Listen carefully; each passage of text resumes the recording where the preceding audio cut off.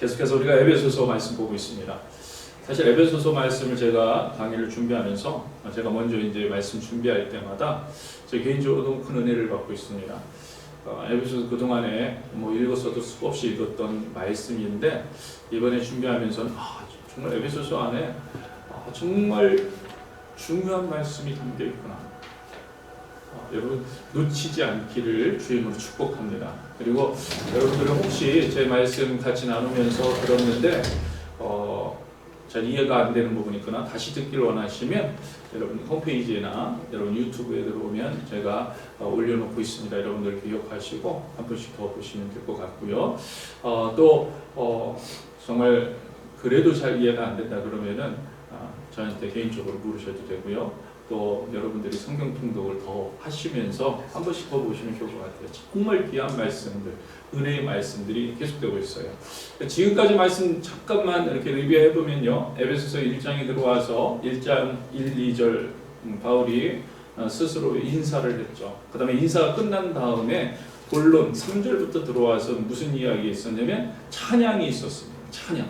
그러니까 본론에 들어와서 바울은 하나님을 찬양했어요. 근데 찬양한 이유가 뭐냐면 너무나도 귀한 복을 우리에게 주셨다는 거예요. 하늘의 신령한 복을 주셨다는 그 복은 딴 게 아니었어요. 복음이었어요. 복음. 그리고 그 복음을 가지고 그 다음에 무슨 일을 하고 있냐면 기도를 하고 있는 모습을 보게 돼요. 바울이 기도를 하는데 무슨 기도를 했냐면 그 복을 제대로 볼 수 있는 눈을 열어달라는 거예요. 그래서 그렇게 하기 위해서 성령을 부어 주옵소서. 온 교회 위에 온 성도들 가운데 하나님의 백성들 가운데 성령을 부어 주셔서 그 복을, 그 크신 하나님의 복을 보게 하옵소서. 그래서 2장에 들어와서는요, 그 복을 입은 사람들의 과거와 현재를 비교하면서 계속 얘기하고 있습니다. 그때는 그랬고 이제는 이렇다. 그때는 죽은 자였다는 거예요. 하나님을 알지 못할 때, 성령이 우리 안에 임하시지 않을 때, 복을 누리지 못했을 때 죽은 자였다. 그러나 지금은 산 자다. 그 복을 누리는 자다. 그 복을 누리기 때문에 우리 안에서 그 복이 드러나는 자다. 하나님의 그 크신 능력이 우리 안에서 드러나야 된다. 그게 산 자다. 그 이야기를 계속했습니다. 그리고 지난주에 우리가 같이 본 말씀 뭐예요? 그것이 좀 더 구체적으로 들어갔어요. 구체적으로 에베소 성도들, 너희들 이방인이잖아. 너희들 이방인이었어. 그때는요, 구분이 두 가지밖에 없다고 그랬어요. 유대인하고 이방인이에요. 유대인 아니면 이방인. 그러니까 유대인이 아니니까 이방인이에요. 그런데 하나님께서 예수 그리스도의 십자가 사건을 통해서 한 새 인간을 만드셨다는 거예요. 그게 뭐예요? 그리스도인. 그래서 유대인도 아니요, 이방인도 아니요, 그리스도인. 이제는요, 새로운 구분법이 생겼어요. 그리스도인이 아니면 그리스도인이든지 그리스도인이 아닌 사람. 그리스도인인지 그리스도인이 아닌 사람, 이게 중요해진 거예요. 유대인, 이방인, 코리안인, 이런 거 아무것도 아니에요. 미국 사람, 백인, 흑인, 이런 거 아무런 중요하지 않아요. 그리스도인이냐, 아니냐. 그리스도인이 중요해졌다는 거예요. 그리스도인. 그 이야기를 오늘 본문에서 다시 한번 해줍니다. 오늘 본문에서는요, 그래서요, 그동안 이방인, 이전의 이방인의 삶의 모습을 지난주에 나눴고요. 그러면 예수님을 만난 이방인, 그러니까 그리스도인이 된 이방인의 삶, 그 상태가 무엇인지를 정확하게 이야기해 줍니다. 그래서 우리가 19절에 뭐라고 시작되고 있습니까? 성경에 보면 19절 한번 보세요. 뭐라고 시작해요? 그러므로 결론적으로 이야기하고 있다는 거예요. 그래서 따라서 당연한 결과로, 그렇기 때문에 이 그러므로가 받쳐주고 있는 위에 있는 본문은 뭐냐면요, 2장 1절에서 18절의 모든 내용이 여기에 해당됩니다.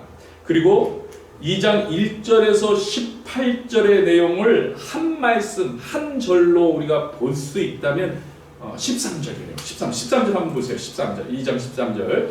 같이 읽겠습니다.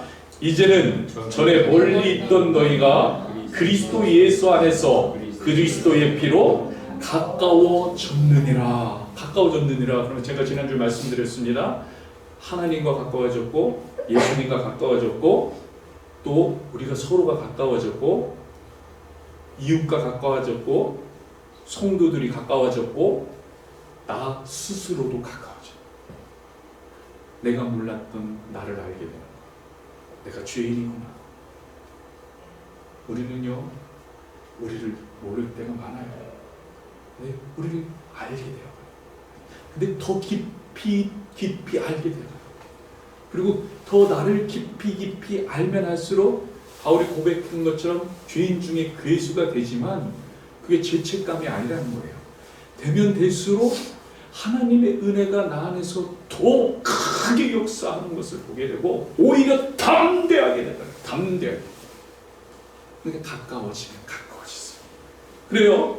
이제는 전에 멀리 있던 너희가 그리스도 예수 안에서 그리스도의 피로 가까워졌느니라. 그러므로 이렇게 되는 거예요. 19절. 그러므로 또 읽어보세요. 19절 시작. 이제부터 너희는 외인도 아니요 나그네도 아니요 오직 성도들과 동일한 시민이요 하나님의 권속이라. 아멘. 이렇게 연결되는 거예요. 믿으시길 축복합니다. 여러분 우리도 마찬가지라는 거예요. 우리도 여기 그러므로예요. 우리가 속해 있는 거예요. 우리도. 그래서 우리 옆에 있는 사람들에게요 한 번씩 선포해 보면 좋을 것 같아요. 여러분 옆에 있는 사람들 제가 저기 선창하는 대로 한번 여러분 옆에 있는 사람한테 선포해 보세요. 이제는 그리스도의 피로 가까워졌느니라. 그래요. 여러분 주위에 있는 사람들이 다 그래요. 이제는 그리스도의 피로 가까워졌느니라. 그러므로 따라해 보세요. 그러므로 이제부터 너희는 외인도 아니요 나그네도 아니요 오직 성도들과 동일한 시민이요 하나님의 권속이니라. 아멘. 여러분들이요 시민이고 하나님의 권속. 여러분 흥분되지 않으세요? 저는 이 말씀을 딱 보면서 우와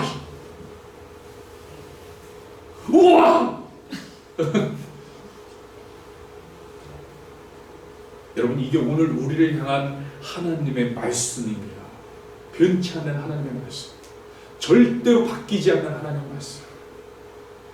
그러므로 이제 너희는 외인도 아니요 이방인도 아니요 동일한 능력과 동일한 권리와 동일한 책임과 동일한 자격을 갖춘 시민이요 하나님의 권속이니라. 믿으시길 축복합니다. 잊지 마시길 축복합니다. 여러분 이 말씀 잊지 마세요. 이건 하나님 변치 않는 말씀이에요. 우리에게 주신 말씀. 이제는요 우리가 외인이 아닙니다. 여기서 외인으로 번역된 크세노이라는 단어는요 외인, 방문자들이라는 이야기예요. 방문자들. 또 외국인이라는 이야기입니다. 외국인. 자기 고향이나 나라가 아닌 곳에 잠시 체류하는 사람들이 외인입니다. 한마디로 그냥 거쳐 지나가는 사람, 이 사람들을 외인으로 가리키고 있습니다. 여러분 우리는 이런 크세노이가 아니라고 하십니다. 그냥 잠시 있다가 가는 사람들이 아니라는 거예요. 이제부터 우리는 예수 안에서 가까워졌습니다. 잠시 체류하는 사람이 아닙니다. 또한 나그네도 아닙니다. 나그네도. 사실요 바울이 말하고 있는 여기서 외인이나 나그네는 같은 의미입니다. 같은 의미예요. 바울이 지금 강조를 하고 있는 거예요. 같은 의미를 두 번 사용해서 강조하는 게 이런 게 아니다. 여러분 한번 따라해 보시죠. 다시요. 우리는 외인이 아닙니다. 우리는 나그네가 아닙니다. 그래요. 우리는 외인도 나그네도 아니고 우리는 멤버예요. 멤버. 우리에게 멤버십이 있다는 거예요. 그런데 가만히 보면 아직도 외인이나 나그네처럼 살아가는 사람들이 있다는 거예요. 여러분 분명한 것은 교회 밖 그러니까 예수님 밖에 있는 사람들은 외인이고 나그네입니다. 이 땅에서요, 거쳐서, 이 땅이 아무리 길어도 100년 거쳐서 그냥 지나갈 거예요. 외인이고 나그네예요. 그러나 우리는 아니라는 거예요. 우리는 영원한 삶 가운데 일부분일 뿐이에요. 우리는 그래서 그대로 모든 것이 현재 멤버고 거주하는 사람, 잠시 체류하는 사람이 아니라는 거예요. 그런데 외인이나 나그네처럼 살아가는 사람들이 있어요. 예수님 안에 있는 사람들이 외인이나 나그네처럼 살아가고 있다는 거예요. 여러분, 멀리 보지 마세요. 크게 보지도 마세요. 교회에서 손님처럼 외부인처럼 신앙생활하지 마시기 바라요. 바울은 분명히 말합니다. 예수님 안에 있는 그리스도인은 더 이상 새로운 공동체 안에서, 그러니까 교회 안에서 외인이 아니다, 나그네도 아니다. 여러분, 이것이 하나님의 말씀이에요. 여러분, 우리가 이 축복을 누린다는 것은 그렇게 산다는 거예요. 여러분, 이걸 분명히 아셔야 돼요. 우리 안에 그래, 나는 나그네가 아니야, 외인이 아니야, 약간 나는 주인공이야, 나는 주인이야. 그럼 그렇게 사셔야 그것을 누리는 거예요. 근데 여전히 생각은 그거고 그게 축복인 줄 알아. 그런데 여전히 그것을 못 누려. 하지 않아. 그러면 외인처럼 살고 있어. 그럼 외인처럼 사는 거예요. 외인인 거예요. 여러분, 우리가 이 사실을 분명히 알아야 돼요. 외인으로 살면 안 됩니다. 교회 안에서요, 난 조용히 신앙생활 해야지. 그러면 안 된다. 외인이잖아요, 늘. 그렇게 마음 먹으면 안 됩니다. 난 예배만 드리고 가야지. 목사님, 전 그냥 아무것도 맡기지 마세요. 나는 못합니다. 나는 나이 많아서, 나는 어려서, 나는 아직 직분이 없어서, 나는 아직 자격이 안 돼. 난 신앙이 아직 없어서, 난 믿음이 없어서. 뭐예요? 하나님께 주신 축복을 안 받겠다는 거예요. 그 특권을, 그것을 못 누리고 있는 거예요. 여러분, 교회에서는요, 이런 거 하나님이 좋아하지 않습니다. 하나님은 목숨을 버려서 기껏 외인이 아니라고 권세를, 외인이 아니라는 권세를 주셨는데, 외인처럼 살아가겠다고, 아직도 나는 외인처럼 살아가겠다고 그렇게 이야기하고 그렇게 생각하고 있다면 하나님께서 기뻐하시겠습니까? 하나님 기뻐하지 않는 거예요. 그리고 어떤 분은요, 스스로 이런 얘기예요. 나는 아웃사이더입니다. 나는 비주류입니다. 이런 생각을 가지고요, 아무런 주인의식이나 책임감도 안 갖고 신앙생활 하시는 분들이 있어요. 나는 초신자인데, 나는 아직 집사 직분도 없는데, 직분이 있는 사람들이 알아서 하겠지. 장로님이 알아서 하겠지. 권사님이 알아서 하겠지. 전도사님이 알아서 하겠지. 목사님이 알아서 하겠지. 나는, 여러분, 이런 모든 것은요, 우리들이 만들어낸 우리들의 생각이고 우리들의 가치관입니다. 교회 안에는요, 그런 건 없어요. 아니, 없도록 우리가 해야 한다는 거예요. 없도록. 실제 교회 안에 아웃사이더가 있고 비주류가 있고, 또 반대로 주인 행사하는 사람들이 있어요. 그 반대인 사람도 있어요. 내가 장로인데 내 맘대로 해야지. 내 뜻대로 해야지. 여러분, 성경은요, 뭐라고 했어요? 동일한 시민이래요. 동일한 시민이래요.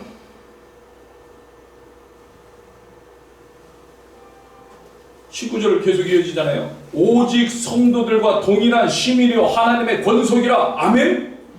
동일한 시민이라고 말씀하십니다. 동일합니다. 누구 하나 더 위에 있거나 더 아래에 있지 않다는 거예요. 똑같이.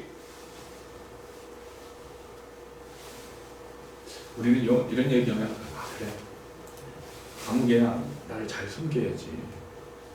그래, 똑같잖아. 내 말도, 어떤 사람 내 말도 잘 들어야지. 우리 그 반대로 말하는데, 아무게 날 섬겨야지 할 때 내가 섬기면 되고요. 그래, 내 말 잘 들어야지 할 때 누구의 말을 내가 잘 들으면 돼요.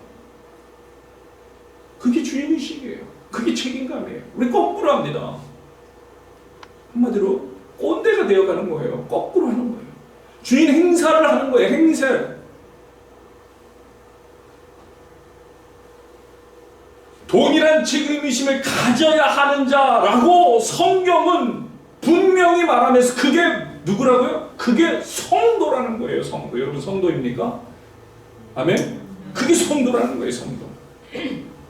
여러분 우리는 지금 아멘 하셨지만 그렇습니다. 우리가 모두 성도라고 불리고 있어요. 하나님의 새로운 공동체의 새로운 성도로 살아가는 우리 모두가 되기를 주의 이름으로 축복합니다. 축복합니다. 또 바울은요 같은 본문 안에 동일한 시민이요 그 다음에 하나님의 권속이라고 말해주고 있어요. 제가 지난주 금요일 날 이 부분을 잠깐 이야기했습니다. 하나님의 권속. 여러분 한국말이 참 어려워요. 하나님의 권속. 저도 이 말을 잘 이해 못할 때가 있었어요. 하나님의 권속. 이게 뭐지? 뭔가 좋은 것 같아요. 그죠? 뭔가 좋은 것 같아요. 하나님의 권속. 한국말이 좀 어렵습니다. 여러분 영어로 한번 보세요. 19절 한번 다시 보세요. 이 하나님의 권속을 어떻게 번역하고 있는지 한번 보세요. 제가 발음이 좀 안 좋지만 좀 괴롭지만 좀 들어봐 주세요. And members of God's household 이렇게 얘기하고 있어요. 하나님의 권속이 이거예요. household 한 집에 사는 사람들을 일컫는 가정, 식구, 가정의 가족들 이게 권속이라는 의미예요. 권속. 여러분 실제로 그 신약 성경에 보면요 오늘 보면 권속에 해당하는 원어 OEKO이라는 단어가 여러 군데 쓰이고 있는데요. 특별히 갈라디아에서 6장 10절하고 5장 8절 한번 보여주세요. 보면은 거기 보면 믿음의 가정들 이런 단어가 있죠. 여기에 믿음의 가정 여기에 똑같은 단어가 쓰였습니다. OEKOE. 그 다음에 자기 가족 디모데전서 5장 8절에 보면 자기 가족 여기에 똑같은 단어 OEKOE가 쓰였다는 거예요. 여러분 결국요 하나님의 권속이라는 말은요 하나님의 식구, 하나님의 가족이라는 말입니다. 우리가 하나님의 가족이 된 거예요. 하나님의 가족이 이것이 하나님의 말씀입니다. 하나님의 말씀이에요. 제가 드리는 말이 아니고 하나님이 그렇게 말씀하세요. 이제는 우리는요 그래서 뉴 패밀리가 된 거예요. 뉴 패밀리. 여러분 인사 한번 해보세요. 우리 뉴 패밀리입니다. 여러분 그래서 우리가 형제 자매라고 얘기하는 거예요. 다른 의미가 아니에요. 하나님께서 우리를 하나님의 가족으로 그러니까 우리 형제 자매 그래서 우리가 어디 가면 기독교 모임 같은 데 가면 형제님 자매님 그러잖아요. 가끔 속으로 좀 쑥스럽기도 하고 이러지만 얼마나 큰 은혜예요. 얼마나 큰 여러분 우리는요 보통 가족이 아니에요. 그냥 이렇게 형제 자매라고 하는 그 정도의 가족이 아니에요. 하나님의 가족으로서 형제 자매예요. 여러분 우리 하나님의 가족입니다. 믿으시기 주님을 축복합니다. 여러분 지난주 주간에 새벽 기도회 마치고요 몇몇이 모여서 티타임 하면서 우리가 이제 새벽 예배 끝나면 한 20-30분 이제 티타임도 하게 되는데 이런 이야기를 하게 되었어요. 사람의 주위에는 솔직하게 그러니까 누군가 그 사람의 주위에는 내가 솔직하게 자신에 대해서 이야기할 수 있는 그러니까 우리가 말하면 찐친이죠. 정말 가까운 친구 이런 친구가 필요하다는 그런 이야기를 나눴어요. 특별히 나이가 들어갈수록 참 진짜 친구가 필요하다. 사실요 사회학자들도 그런 이야기를 합니다. 주위에 절친이 있으면 건강과 행복에 도움이 된다고 하는 거예요. 절친이 있기를 축복합니다. 아멘. 절친이 있으면 건강과 행복에 도움이 된대요. 또 그래서 인류학자들이 연구를 했는데요. 영국의 인류학자 러빈 던바라는 사람이요 조사를 했어요. 정말 친한 친구가 몇 명이 있을까 사람들에게. 찐친이 몇 명 있을까? 근데 조사를 했는데 정말 친한 친구는 평생 5명 이하라는 거예요. 아, 나는 요즘 친구가 별로 없는데 이렇게 걱정했던 분들 걱정하지 마세요. 진짜 친한 친구는 10명도 아니고 20명도 아니고 5명 이하. 근데 5명 이하인데 3명에서 5명까지가 대부분이에요. 그러니까 3명도 여기 해당되는 거예요. 그래서 5명 이하가 퍼센테이지로 따지면 60%예요. 60%. 그러니까 대부분의 사람들은 한 2명, 3명이 찐친이에요. 찐친. 여러분, 제가 드린 이야기는요, 사회학자들의 이야기입니다. 또 진화 인류학자들의 이야기입니다. 이들이 사회를 들여다보니까 통계가 이렇게 나오더라는 거예요. 여러분, 한번 제가 묻겠습니다. 여러분, 하나님의 가족입니다. 여러분, 하나님의 가족이에요. 근데 혹시 이 가정 안에 찐친들과 같은 사람들이 있습니까? 세상에서 말하는 평균 5명 이하의 절친이 믿음의 사람들 가운데, 여러분들 믿음 생활하는 가운데, 믿음의 동료들 가운데, 우리 교회만을 말하지 말고요, 전체로 여러분 지금까지 믿음 생활하는 가운데 이런 절친들이 있습니까? 그리고 한번 또 생각해 봅시다. 우리 교회 안에 서로 그런 찐친이 계십니까? 아니면 배워가고 있으십니까? 지금 제가 묻는 것은요, 그런 우리의 자세가 있냐는 거예요. 다른 사람 생각하지 마세요. 항상 제 말씀 드릴 때는 자기를 빗대보세요. 내가 그런 노력을 하고 있는가? 내가 그런 사람이 되어가고 있는가? 우리는 하나님의 가족입니다. New family. 예수님의 보혈로 우리 가운데 있는 모든 담은 허물어 졌고 가까워졌어요. 더 이상 외부인도 나그네도 아니에요. 바로 내가 그렇다는 거예요. 바로 여러분이 그렇다는 거예요. 그러기에 이제는요, 주인의식을 가지고 주위를 둘러봐야 한다는 거예요. 내가 찐친이 되려고 주위를 둘러봐야 된다는 거예요. 내가 뉴 패밀리의 주인의식을 가지고 예수님의 보혈을 힘입은 은혜 입은 자의 그 마음을 가지고 둘러봐야 되는 거예요. 누가 나를 둘러보겠지? 아니요. 그럼 나는 주인이 아닌 거예요. 나는 아직도 외인인 거예요. 아직 나는 나그네인 거예요. 내가 둘러봐야 돼. 내가 손님 대접 받으려고만 할 것이 아니라 이제 다가가서 격려해주고, 다가가서 위로해주고, 다가가서 세워주고, 다가가서 일으켜 세워주고, 다가가서 문제 있는 사람 일으켜주시고, 먼저 내가 찐친이, 아니 그보다 더 큰 사랑으로 하나님의 가정 되어 주어야 한다는 거예요. 오늘 바울은요, 그래서 분명히 말합니다. 너희는 오직 성도들과 동일한 시민이요 하나님의 권속이라, 하나님의 가정이라, 하나님의 식구라, 하나님의 가족이라. 이 말씀을요, 마음속에 깊이 새기는 우리 모두가 될 수 있길 주의 이름으로 축복합니다. 축복합니다. 교회는 가정이 되어야 합니다. 교회는 가정이 돼요.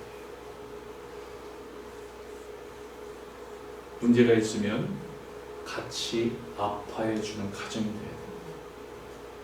기쁨이 있으면 같이 기뻐해주는 가정이 돼요. 여러분 가정이 그렇잖아요.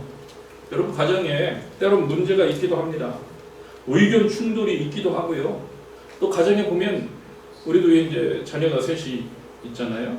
뭐 심하게는 아니지만 가끔 싸우기도 해요.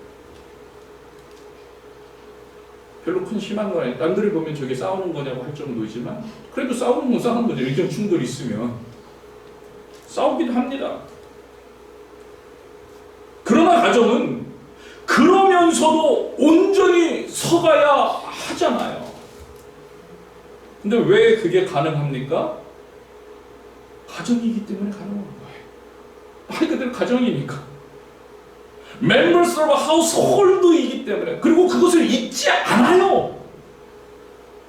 식구들은 잊지 않아요. 가정 안에서. 우린 가정이잖아. 절대로 그것을 잊지 않아요. 그래서 피는 물보다 진하다는 얘기까지 합니다. 멤버라는 거예요. 남이 아니라는 거예요. 여러분 기억하세요. 우리는요, members of God's household라는 거예요. 우리는 하나님의 가족이라는 거예요. 예수 그리스도의 피로 맺어준 가족. 여러분 그 사실 잊지 않으면 돼요. 우리는 식구야. 우리는 가족이야. 그러니까 때로는 부딪히더라도 우리 식구인데, 때로는 다르다 해도 우리는 식구인데, 때로는 부족한 것 같아도 우리 식구인데, 그 안에서 그리고 온전히 서가야 합니다. 그래서 교회가 필요해요. 여러분, 제가 몇 번 말씀드리지만 집에서 그냥 온라인으로 예배, 그럼 그것도 중요해요. 근데 멤버십이 없으면 교회가 안 되는 거예요. 훈련을 못 받는 거예요. 그런 부딪힘을 통해서 자라나는 것이 없어져요. 그래서 예수님 말씀하신 이 가족의 의미를 알 수가 없는 거예요. 그런데 우리가 교회라고 하지만 정말 하나님의 가정이 되지 못하면 그것도 똑같이 그것을 경험해 주지 못하게 하는 거예요. 그러니까 사람들이 그래요. 그냥 집에서 예배 드리는 거나 교회 가서 예배 드리는 거나 뭐 똑같은데, 똑같죠. 양쪽 다 경험을 못했으니. 근데 하나님이 말씀하신 교회는 그게 아니에요. 하나님이 진짜 교회가 돼. 하나님의 가정이 돼. 하나님의 가정이 되시길 주의 이름으로 축복합니다. 온전히 서가는 방법을 그래서 20절부터 설명해 주는 거예요. 20절 한번 보세요. 너희는 사도들과 선지자들이 터위에 세우심을 입은 자라 그리스도 예수께서 친히 모퉁이 돌이 되셨느니라. 먼저 선지자 사도들의 터위에 세우심을 입었다고 그래요. 지금 바울은요, 교회를 건물에 비유해서 이야기해주고 있는데, 그러면서 어떻게 세워져야 되는지, 어떻게 서가야 되는지를 이야기해주고 있는 거예요. 그런데 사도들과 선지자들이 중요하다 이 말을 하고 있는 게 아니에요. 여러분, 여기에서 우리가 잘못해서 그냥 그래 사도들 그 위에 세워졌으니까 그것이 너무나 중요하구나, 그래갖고 야 그것을 섬기고 마치 사도들을 막 위해서 경배하고 야 사도들이 우리 터전이야 막 그러면서 마치 엉뚱한 사도를 너무 중요하다가 하나님의 말씀보다 사도들의 말을 더 중요하고 있는 사람들 있잖아요. 신사도주의 뭐 이런 사람들, 그게 아니라는 거예요. 지금 여기서 말하는 건 사도가 중요하고 선지자가 중요한 게 아니라 그들이 무엇을 했냐 이거예요. 무엇을? 그들이 복음을 전했다는 거예요. 처음에 복음, 예수 그리스도에 대해서 예수 그리스도의 말씀을 전했, 그것이 터가 되었다. 결국 뭐냐면 예수님이 주가 되었다. 예수님의 말씀이 터가 됐다는 얘기를 하고 있는 거예요. 터. 그래서 교회는 이 예수님의 말씀 위에 세워졌다는 이야기를 하고 있는 겁니다. 그리고 예수님의 세워진 이 교회가 모퉁이 돌도 누가 되셨어요? 오늘 본문에 보니까 예수님께서 친히 모퉁이 돌이 되셨다. 모퉁이 돌이 어떤 겁니까? 말 그대로 모퉁이 돌이에요. 모퉁이 돌. 모퉁이 돌이 있어야 두 개가 연결이 돼요. 그리고 곡물이 쓸 수가 있어요. 모퉁이 돌이 없으면 넘어지는 거예요. 주춧돌이에요. 주춧돌. 그리고 이 모퉁이 돌이 어떻게 생겼냐에 따라서 들어가는 양쪽으로 붙는 돌의 쉐입이 결정돼요. 육각형으로 들어올 건지 사각형으로 들어올 건지 삼각형으로 들어올 건지 그 주춧돌에 따라 달라져요. 여러분, 교회에서 예수님이 그런 분이라는 거예요. 그런 분이다. 교회는요, 그 존재, 그 모습, 그 능력, 그 성장 모든 것이 예수님에게 의존되어 있다는 거예요. 예수님에게. 그러므로 언제 우리가 온전하게 서가지게 돼요? 예수님을 의지할 때, 예수님 온전히 의지할 때 온전해지는 거예요. 그래서 21절 한번 보세요. 그의 안에서 연결될 때 성전이 되어 간다는 거예요. 그의 안에서 연결될 때.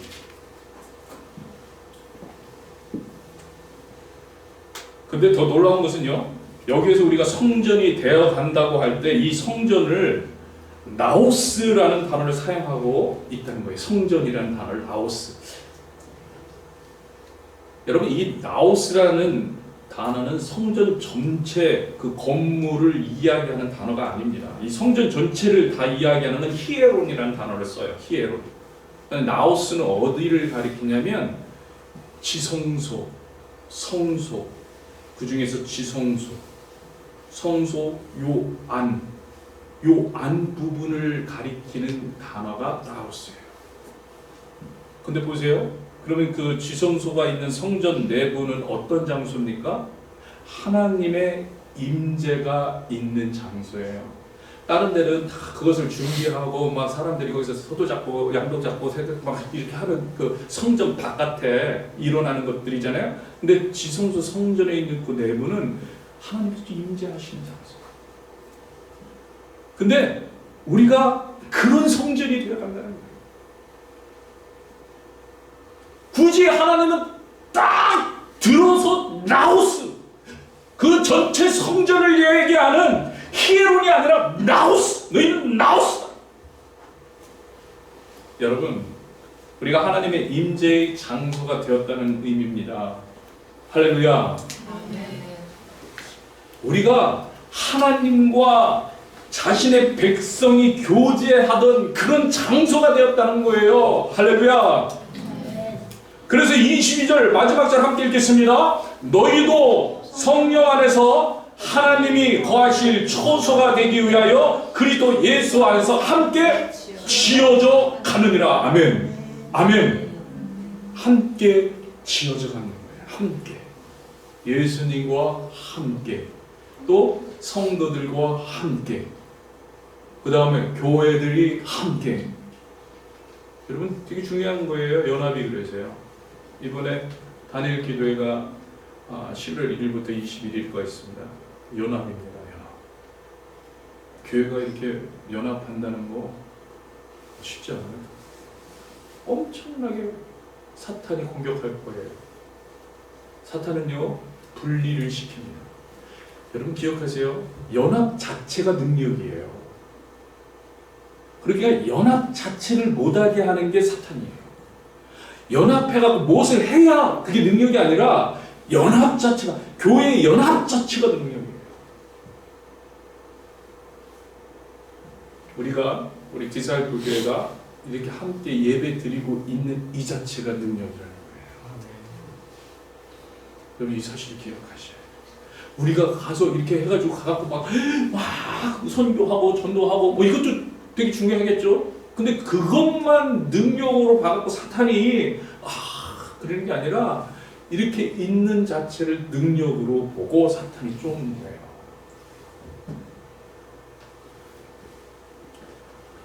우리가 새로운 공동체, 새 생명 하나님께서 우리에게 허락해 주셨습니다. 하나님의 처소로 지어져 갈 수 있도록 해주셨어요. 그 방법은 22절에서 분명히 이야기하십니다. 너희도 성령 안에서. 아멘. 교회의 연합은요, 성령에 의해서 이루어집니다. 우리가요, 이렇게 적은 인원이 모여도요, 하나 되기 힘들어요. 우리 생각대로 하면 하나 못 됩니다. 그리고 우리가 다 달라요. 여기에 인원도요, 다 달라요. 근데 우리가 한 마음으로 갈 수 있는 이유, 성령 안에서. 성령 안에서. 성령 안에서. 함께는요, 사랑입니다. 뉴 패밀리는요, 사랑으로 지어져 갑니다. 근데 사랑이 쉽지 않아요. 그래서 성전이 되어 가고라는 표현을 쓰는 거예요. 너희가 벌써 성전이 완전히 되었다 이 아니라 되어 가고. 또 함께 지어져 가느니라.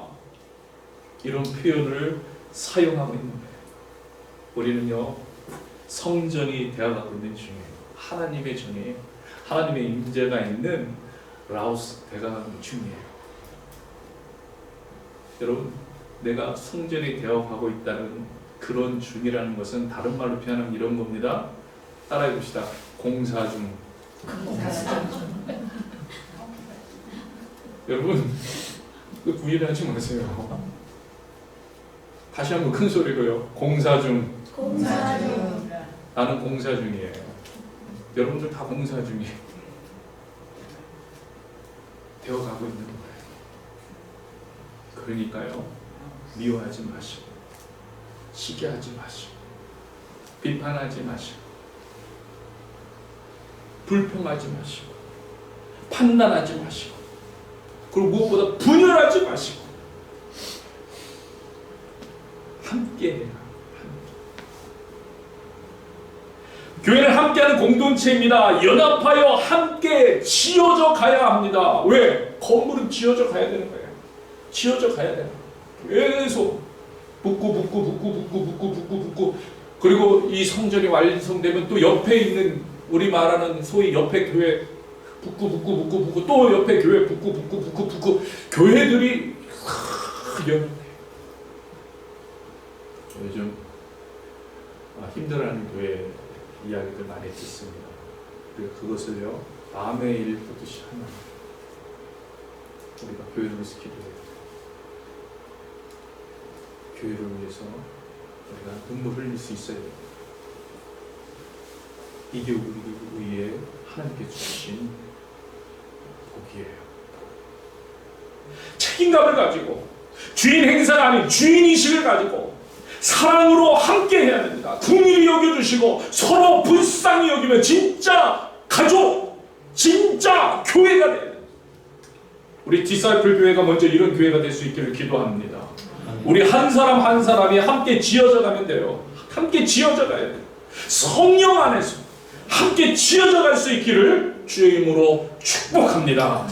우리 같이 찬양합시다.